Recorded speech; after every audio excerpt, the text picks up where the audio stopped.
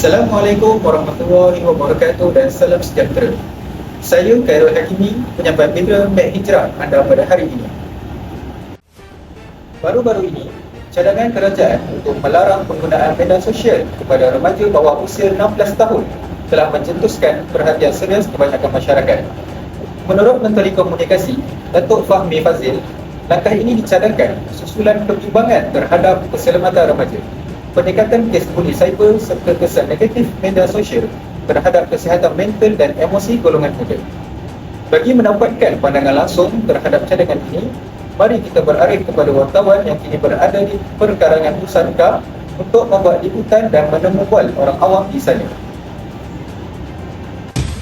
Assalamualaikum tuan, saya nak tanya sikit lah kepada pendapatan tentang intensi terhadap penggunaan media sosial terhadap kanak-kanak di bawah 16 tahun. Tuan, bagaimana pendapat tuan mengenai cadangan MCMC untuk melarang kanak-kanak bawah 16 tahun menggunakan media sosial? Bagi pendapat saya, melarang kanak-kanak di bawah 16 tahun yang menggunakan media sosial itu boleh dilaksanakan, cuma berperingkat. Dan kanak-kanak ni, maksud saya sekarang ni kita tak boleh menindakkan atau mengawal tu boleh, tapi menindakkan teknologi tu memang tak boleh lah. Sebab teknologi berkembang dan secara menyeluruhnya peranti elektronik ni kita guna di mana-mana, bukan hanya orang dewasa. Kanak-kanak sekarang pun dilatih menggunakan peranti elektronik. Sebuah kemajuan dan kemudahan yang sekarang kita cakap tapi dalam manusia ni.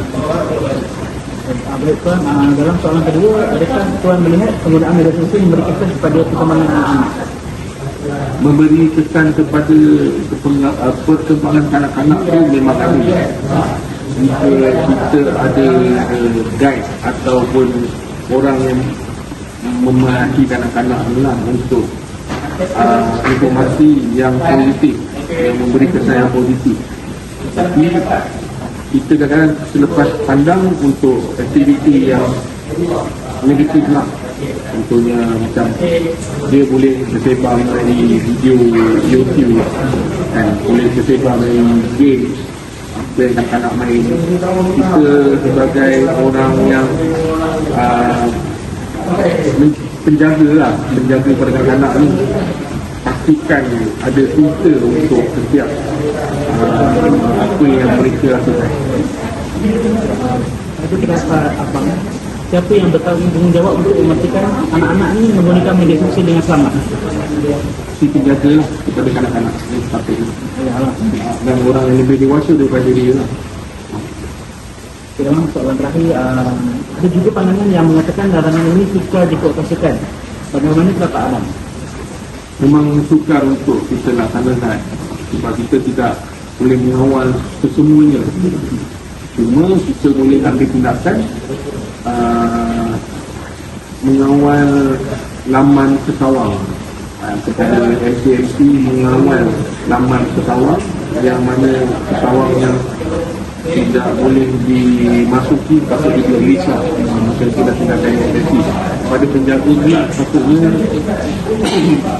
kita hendaklah mematikan apa yang mereka lihat dalam media sosial, dan juga semua kena main peranan yang positif.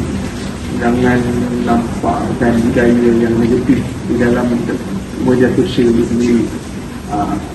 Seelok-eloknya pemikiran adalah matang.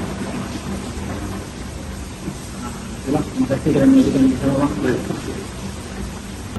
Terima kasih atas laporan tersebut. Oleh itu, cadangan larangan penggunaan media sosial pada remaja bawah 16 tahun ini dilihat sebagai satu langkah pencegahan awal dalam menghadapi cabaran dunia digital yang semakin kompleks. Walaupun pelaksanaannya dijangka mendapat cabaran, kerjasama semua pihak termasuk ibu bapa, institusi pendidikan dan masyarakat amat penting bagi memastikan kesejahteraan generasi muda terus terpelihara. Saya Khairul Hakimi, penyampai berita Mek Hijrah. Terima kasih dan jumpa lagi pada masa dan hari yang sama. Assalamualaikum warahmatullahi wabarakatuh.